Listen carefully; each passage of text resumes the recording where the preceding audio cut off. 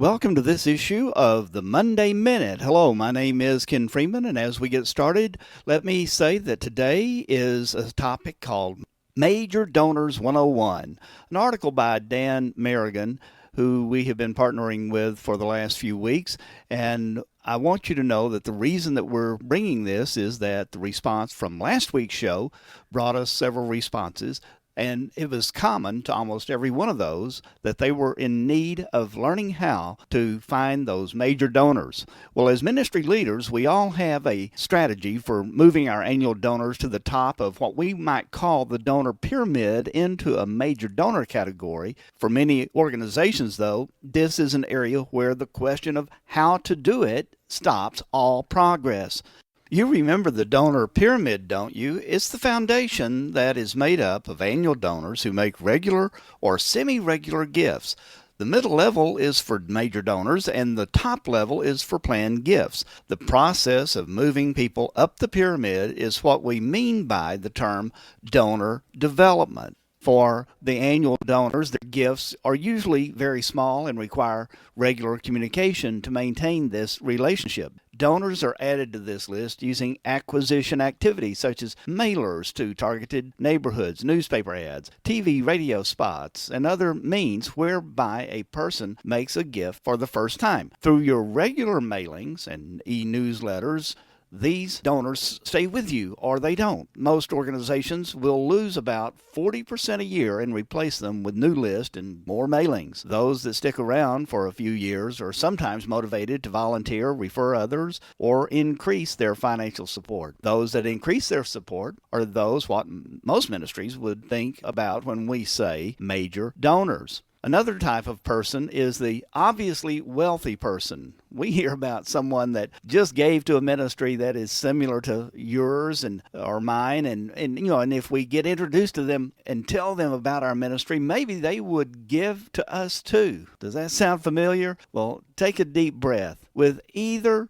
type of major donor, what are we trying to do? Right, get money from someone. Yeah, and that's not a bad goal, especially for fundraising people. But the real issue, however, is that you must first define why you are raising the money, how you will do it, and what you want to be known for as you do it. Now, I told you it gets hard right about here. Before we can begin cultivating annual donors into major donors, let's take a look at some definitions that will help an organization think through the basic philosophy. What is a major donor?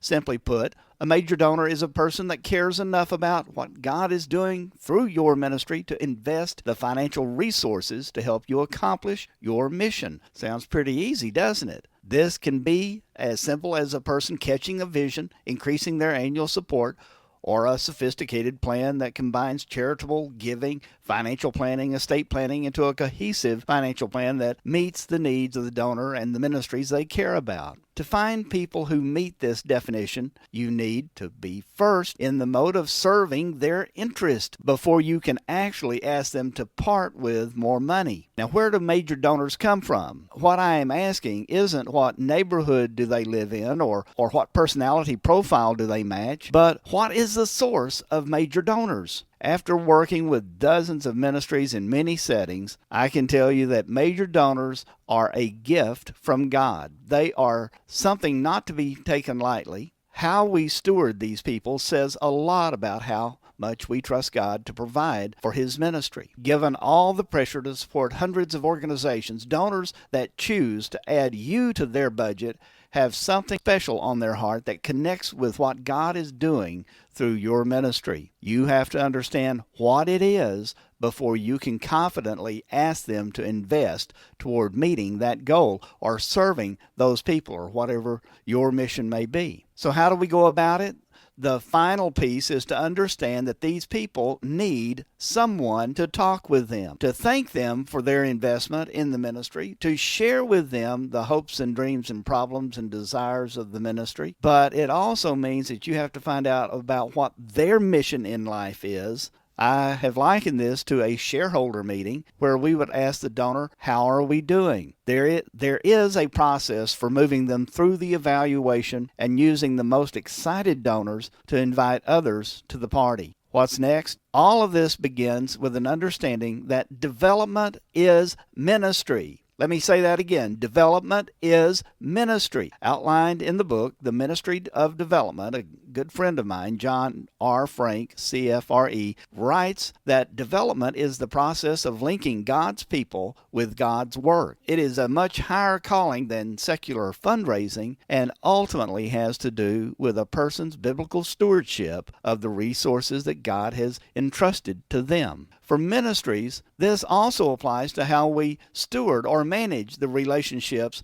that God affords us through the people He brings to us. We need to see things from God's perspective when writing our fundraising plans, praying for our donors, or building a compelling case for support why a person might consider joining in the work. All of these things result in donors who invest, ministries that are funded, and God getting the glory. After all, isn't that what we all really want? I hope you have gleaned a nugget of truth that will help you in your own agency's fundraising donor development. If you need further coaching or training in this area, let me invite you to visit www.coachmeken.com and sign up for our very reasonable coaching service. And then we can structure a much more formal way of assisting you.